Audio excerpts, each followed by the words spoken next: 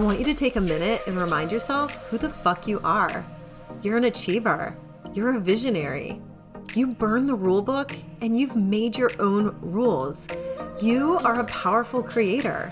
You're worthy of an overflowing bank account. You deserve more money than you know what to do with. You're also worthy of hot sex and a life that feels like a vacation. You're a fun, bad bitch, and you're capable of having anything you want as quickly as you choose to have it, because you are a topless manifester.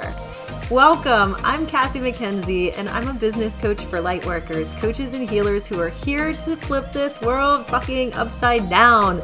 This podcast is for visionaries like you who love to shove your crystals in your bra and laugh your way to the bank. And you're not about to let Mercury retrograde see what's possible or let a full moon take credit for your manifestations, because you have a vision for changing the world, not just inside you, but all around you. And if you're ready to see more clients, money, and freedom manifest into your business and your life at the snap of your finger, then you are in the right place. Let's go topless. Okay. I'm going to just get straight to the point here. This conversation is something that was inspired by a conversation that I had when I got in an argument with my husband yesterday. Just going to be honest here, as usual. There seems to be a stigma around being stubborn.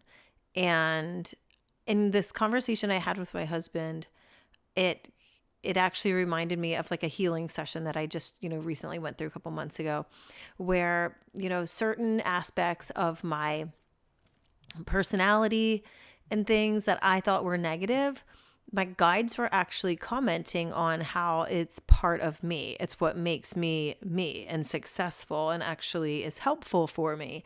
One of those things was like stubbornness, and the stubbornness comes in handy in some situations, but not so handy in others, if you get my drift. So I'm going to explain this using an example that I had, excuse me, with this, argue. I'm just, I'm not even like, my parents used to call it, we just had a discussion. Like, bullshit, you were arguing. Like, seriously, like, so, it's just human, right? You have to process things that are bothering you. And right. And so in this case, this was around stubborn, like the fight wasn't about stubbornness. The argument wasn't about stubbornness, but the topic of stubbornness came up. And I was like, you're so stubborn around how you want to control certain things, like how the kids act or what they're doing or how they eat their food or whatever. And I'm like, that's not so helpful, because our kids are, little humans that are trying to figure out their own way, and they don't need this criticism and judgment. And I think, depending on how we all were raised and what was normalized in our households, I've noticed, like, in his household, there was a lot, like, there's just a lot of like judgment that's, more normalized than I would like to bring into mine. Right. And so, and there was a lot in my childhood too, a lot of judgment, a lot of like, not a lot of emotional support. And, because of that, I just remember standing in my driveway thinking, I'm not going to be that kind of parent. I'm not going to treat my kids like this. And I remember making that vow to myself, and I'm doing, the best I can to stick to it now, because all of us are human, right? And we all have emotions, and the emotions are what's going to help you manifest what you want and get what you want. And if there's constant friction and constant struggle that has to do with like control issues, for example, and how people view you or how you're viewing other people, that's like one way, right? Or whether you think somebody's doing something the right way versus the wrong way, especially when it comes to like raising little kids and stuff like that. All of this can lead to us being very set in our ways or stubborn about opinions and judgments and stuff like that. And what I said to him was like, what if you what if you took that stubbornness that you have that's not being helpful right now to you? It's actually hindering your relationships, with me and with the kids. And what if instead you use that stubbornness towards believing the best out of people? That no matter what you are shown, that you are manifesting it for the good instead of being stubborn and expecting the worst, right? The doom and gloom, and being addicted to that. And I, I'm not sure if it really hit him the same way it hit me, but I started to think about it and I was like, ooh, I need to make a podcast episode about this, because it's an interesting topic, stubbornness. And, like when you think of somebody who's stubborn, you think, oh, they're hard to deal with, or they don't move their opinions or budge very easily. And it's seen as a negative thing, like a negative connotation. But what if we could start being more stubborn towards, throwing yourself completely in the ring and accepting and knowing with everything you have that everything's working out in your favor? What if your stubbornness was around, I know it doesn't look like things are working for me on my social media, but something in me says that it has to. And so I'm not going to look for this external validation. I'm going to look towards, what the goal is that I actually want, and, be like a bull in a china shop getting there. And it made me, in my own mind, like reframe a lot of, doubts and fears and limitations that I personally have been working through lately, especially, like starting back in with business again after, quite a long break. And, it's not easy, like coming back in to social media out of fucking nowhere. But at the same time, could that just be a story? Like, could that just be, like, could I flip that stubbornness around? It has to take a long time. It has to mean that I make a shit ton of content every single day just so people see me. It's hard to be visible straight away. Like, what if instead of yelling at myself around those stories, what if instead in this situation, I start looking at this as, wow, this is my opportunity. This is my time to shine. This is my time to decide what kind of vibe that I want to put out there, because it's a clean slate. And this is my time. If I want to make funny content that draws parallels to receiving money to the holidays and stuff like that, then I can do that. Who says I get to break all the rules and remake them again right now, and being stubborn about that? I'm being very stubborn about avoiding corporate life. That's for goddamn sure.